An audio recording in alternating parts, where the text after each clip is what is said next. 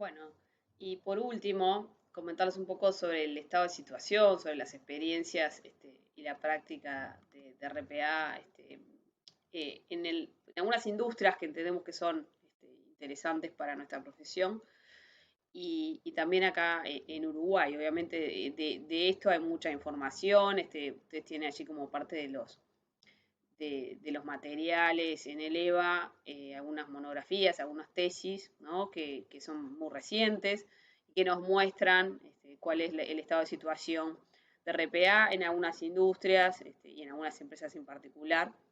Y algunos también papers o bueno, documentos que nos cuentan cómo está, digamos, cómo se viene llevando adelante la implementación de RPA en el mundo. Y por supuesto que pueden buscar y tener información disponible en la web de este tema, que es interesante porque, bueno, de alguna forma nos va mostrando cómo ha sido la adopción y cuál es el camino que se ha ido tomando y los resultados que han habido. Hay un documento por allí que tienen, que es de Madacam, bueno, y otros autores, que hicieron una especie como, bueno, de análisis de situación de cómo se ha ido implementando RPA en la industria, en determinadas industrias, ¿no? Y en determinadas funciones. Y ahí un poco muestra cuál es el potencial, ¿no? De automatización con RPA en distintos colores. Si lo ven, bueno, el más bajo sería el celestito y el más fuerte sería el rojo. Entonces ahí tienen una tabla que nos muestra, por un lado, en la industria, bueno, financiera, en la industria de seguros, ¿no? De la salud, la parte más de industria de producción, bueno, la parte de energía, etcétera. Y lo mismo en la parte vertical tenemos, bueno, lo que es las distintas funciones en estas organizaciones, la parte de compras, bueno, de finanzas, ¿no? De recursos humanos, de, bueno, de la parte de contact center, ¿no? Y la específica de cada industria. Entonces allí van a ver algunas cosas que se destacan, ¿no? Por ejemplo, en la industria financiera, en lo que son los bancos, ¿no? Si las empresas financieras, si ustedes ven, está por un lado la parte de finanzas y administración, está en rojo, o sea que tiene mucho potencial para automatizar, pero también la parte específica, ¿no? De sus procesos de negocio.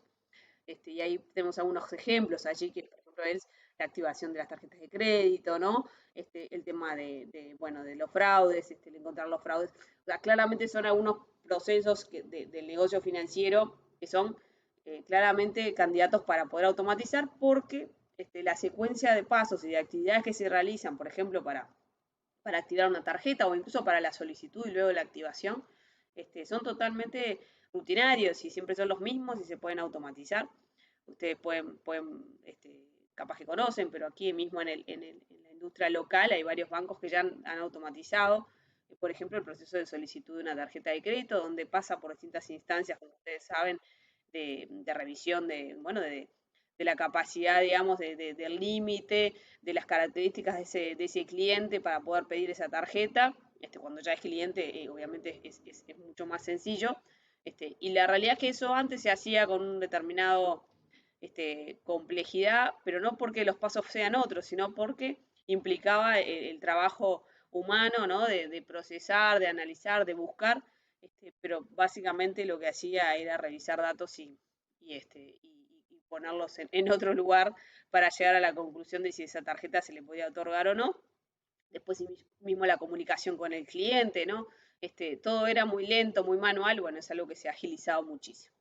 Después allí tienen varios ejemplos también de RPA en procesos administrativos, que los invito a revisarlos, ¿no? Ya sea las cuentas por cobrar, en la nómina, etcétera.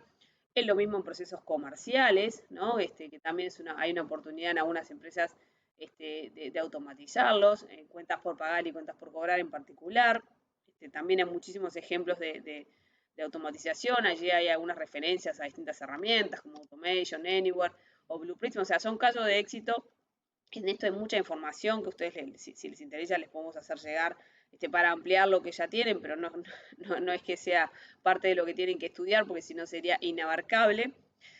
Pero hay muchísima información disponible sobre los resultados de la automatización en distintas áreas de las organizaciones, también en la gestión del crédito del cliente, en particular en compras, como yo les comentaba anteriormente, hay muchísimos ejemplos de automatización.